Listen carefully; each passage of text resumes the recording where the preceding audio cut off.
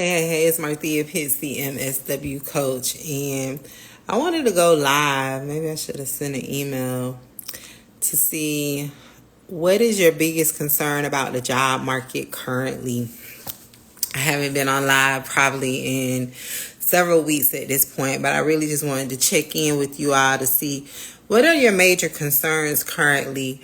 Think of it like an open Q&A. I know it's been a lot going on. Somebody asked me in DMs a few weeks ago about like my thoughts around the offer letter that people got that work in the federal government. I didn't respond because I had a lot of things personally going on. I've gotten questions more so from people who work with me in my coaching program about ways to navigate like what's all happening in the world. But I really wanted to see what you all's biggest concern is currently about the job market. I know there's a lot of uncertainty, a lot of changes coming down the pipeline, all of the things, just a lot of mayhem and foolishness, right? Depending on where you work, what types of organizations you work in as a social worker, which is largely dependent upon how your organization is funded. I reshared recently a live that I did last year after the election, giving you all like a heads up of key considerations, things that you should strongly be considering in light of like the way the election went and the fact that a new administration brings new things. And a lot of what I talked about in that live has come to pass. So I reshared that just and if you want to watch the replay of that, it's on my feed. I think I have it pinned. I do. I have it pinned at the top of my feed, and you can go back and watch that of like my top key considerations for 2025. In that live, I gave a lot of strategies and techniques on how to navigate things around like changes that will roll down on the micro level, changes that will impact on the macro level, because organizations are changing, right? In light of how they're funded, in light of not to become the target, to still be able to do their work. So I gave a lot of key considerations there of things that social workers should be keeping in mind while they're making. Sorry, I got a call. There's strategic career moves in the year. Somebody requesting. Y'all want to come on live? Who is this? Let's see. I'll bring you on. Oh, Natalie, are you still here? Do you want to come on live? I don't know if you're still here. But what I'm coming on today to see is what are your concerns in the current job market? Because I haven't been on live probably in weeks. Haven't done a video in weeks, and I really just want to see what you all are concerned about currently. I will answer a question that I got in my DMs, and I know the situation has kind of changed since then, but someone asked me like, what are my thoughts around the letter or the email that federal employees got around the offer to resign early and leave their positions. And I wasn't in a place to give a response at that time, but my thoughts are that you should do everything with a strategic approach. I don't even know where that offer is. Is it still on the table? Was it rescinded? Are they still honoring it? Has it been frozen? I don't know the things. But what I would say is you always want to look at what your goals are in your career if something like that ever comes about. So when I first heard about it, I would say that would be great if someone was like maybe thinking about retiring early. You already had an exit strategy lined up. And you're like, I'm already leaving. I was going to leave before this offer came. Then yeah, maybe you should strongly consider it if you trust it. That's the other thing too. You have to look at who the actors are. You have to really evaluate and assess, like, is this something that will really come to pass, or is it just like fluff or just something to get me to leave the position? Not all employers are trustworthy. Remember, employers operate a business, right? So I would say with that you want to just look at what your strategic career goals are and make a decision based on that.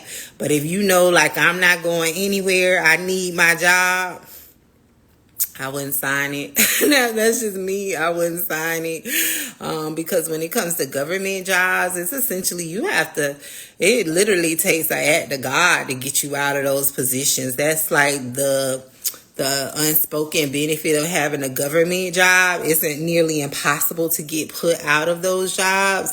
So like if you're like, I need my job, I'm gonna stay here till the wheels fall off, I wouldn't sign it. And that's all I'll say on that, because I honestly haven't been watching the news to know what the latest update is regarding it.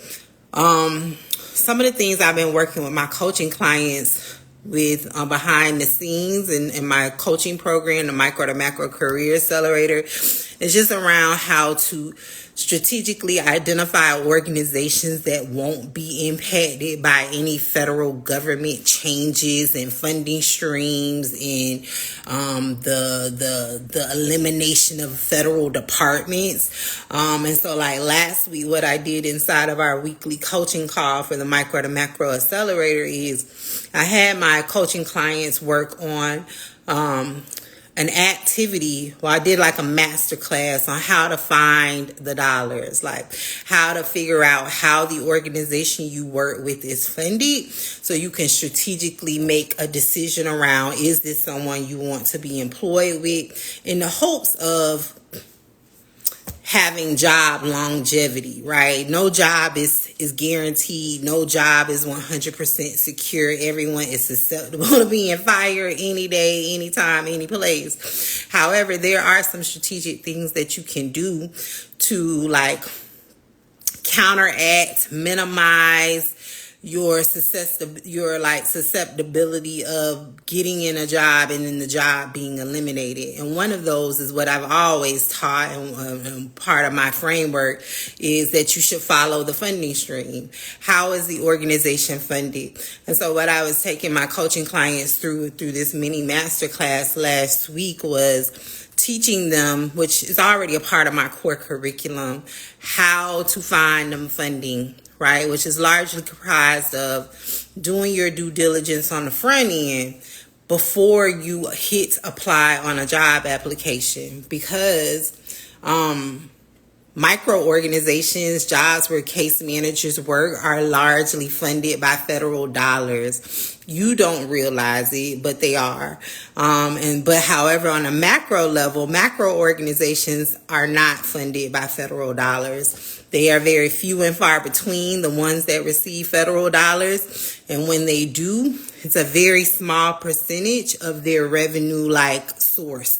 All right. So a lot of macro organizations are funded by private donors. They're funded by corporations. They're funded by other non-governmental organizations and entities. And so what I did was basically like take my people through the process of like trying to build in some job security for themselves. Again, security is relative because no job is guaranteed, but there are things that you can do to ensure that you will have a longer time in a position and you're not eliminated because your organization lost their federal funding. So that's one of the things I would really just drop on you all's radar, is to strongly consider, even as a micro social worker, as a case manager, is things that you need to be strongly considering before you accept a job, before you apply to a job. How is this organization funded? Because again, there's so much uncertainty in the world around governmental entities, funding allocation, funding streams, all of the things. And when you're talking about living and paying your bills, that's the last thing you should really be like playing around with. Another thing I've been working with my coaching clients behind the scenes on is really working on their career clarity, and working towards getting into an aligned space in their career and really taking into consideration who they are becoming as humans, right? I was having a conversation with one of my coaching clients about 2 days ago who acknowledged that since going through the program and going through my career clarity frameworks, she realized that her goalpost for her social work like dream job has changed, and she's literally seconds from like making it happen. And she's like, I no longer want that thing. I realize that what I really want to do is this, right? And so we had this whole in-depth conversation about the reality of, as you're healing, as you're growing as a human, as you're coming into your own, your wants, needs, and desires for your career will also change, because when you initially chose your career, you were a different version of yourself, right? And so for her, and this was my thing as well, when I was going through this stage, what she realized is that she really truly had been playing small all these years, and that the career goal that she initially set for herself was from a small place, and that she really wants to be bigger. She wants to take up more space. She wants to do work that is aligned and that feels good to her innately, but that is also way more impactful than what she originally set her sights on. And I was like, this is such a timely conversation. And I made a whole post about it. Like, as you change, hey Journey, how you doing? That as you change, your career goals will change as well. And I really wanted to just give more voice to that. And I'll probably record a YouTube video about it. That one of the things I was talking to her about is like, when you are evolving as a human, as an adult, as you are like moving up Maslow's hierarchy of needs, and you realize like, the version of me, I want something different. You first have to start with like an assessment of what has been the messaging that you've been receiving, be it silently or loudly, from family, from friends, from colleagues, from people, society as a whole. And some of the things that she had realized is that she had been told all of her life don't get too big, right? Don't do too much. Don't make others feel some kind of way about the thing that you're good at, right? And so over the years, she's found herself in these positions where she's just coasting along. However, she wants to take up space. And what I always say is that you have to look at your life outside of work to really get a good understanding of how you want to show up in your career. So what I mean by that is, with this coaching client, outside of work, she's authored books. She's wrote a book, right?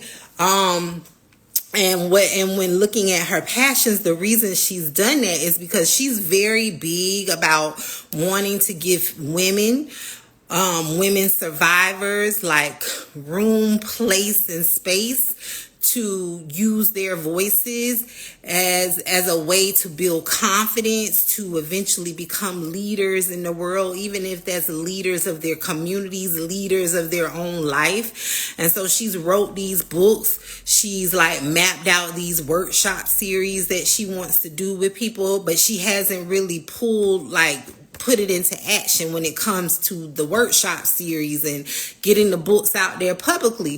And it's because of this messaging that she received over the years as an adolescent, as a child, as a young professional, that you don't want to do too much. You don't want to be too big. You don't want to show how great you really are. And so now she's questioning all of that, and she's ready to go full speed ahead, right? So she's recently released copies of her book. She's on her way to start publicly giving these workshops and giving these groups to her target audience. And so I say the same thing to you all as well, because this is what I was telling her I experienced back in my call center days. That was okay because it was just a job. Once I started to develop as a person and the more education I got, I realized I was too big for those spaces. And so I had to get okay with saying that I was a big deal, right? And I had to realize and really acknowledge where I had been playing small to keep others comfortable. I'm trying to cover myself up. To keep others comfortable. Right. And so with that, the more and more I developed, the more and more I worked on my personal development, the bigger I got, the bolder I got. Next thing I know, I'm on Instagram, I'm on YouTube talking about the thing and talking about this and working with the people. Right. So I say that to you all as well, depending on where you are in your life's journey. Your career goals will change. They should change because life is a journey. You should be ever evolving, right? When you first jumped on the scene, you probably were shy, very timid, professional. I'm just making this up. I don't know who on the live, who will watch the replay back. But depending on where you were in your life, you were very shy, timid. You probably didn't share your perspective, your thoughts, ideas with anyone. You just kept quiet and sat in the corner, right? But now where you are, maybe 5 years in the game, 10 years in the game, you share your thoughts, opinions, and ideas. Maybe you're sitting at work in your cubicle and you're mapping out programs or workshops, or you're coming up with ideas on a different approach to the work. And so you're noticing over time that you're getting bigger than the current role you're in. And my biggest word of caution is don't continue to force yourself to stay in that small place.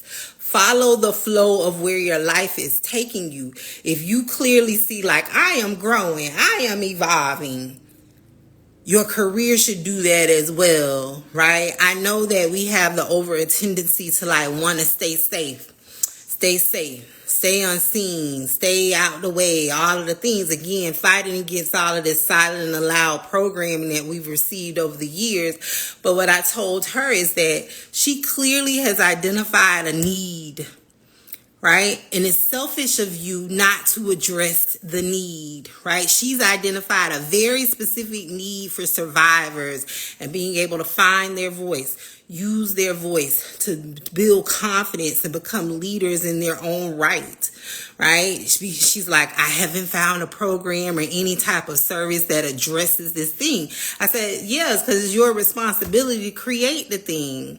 And so I give you all the same challenge as well. As you're going on your personal development journeys, your healing journeys, whatever you want to call it, also understand that your career will change. It should change. The version of you 10 years ago should not be okay with the career that you're in now, 10 years fast forward, where you've done all of this self-development work. You're doing all of your things internally and externally. It will change. So I want to talk about that. It's a very real thing, and I'm going to record a YouTube video. I'm going to write out some notes and take a deeper dive on that as you evolve, your career needs and goals will evolve as well, and they should. And the biggest caution that I want to give you is not to stay small, right?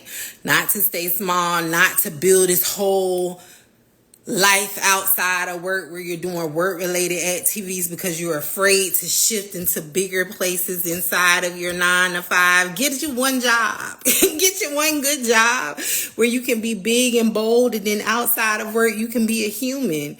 But what I see a lot of social workers do is when they realize that they're moving up moving into this higher version of themselves, they don't leave their old job. They stay in it.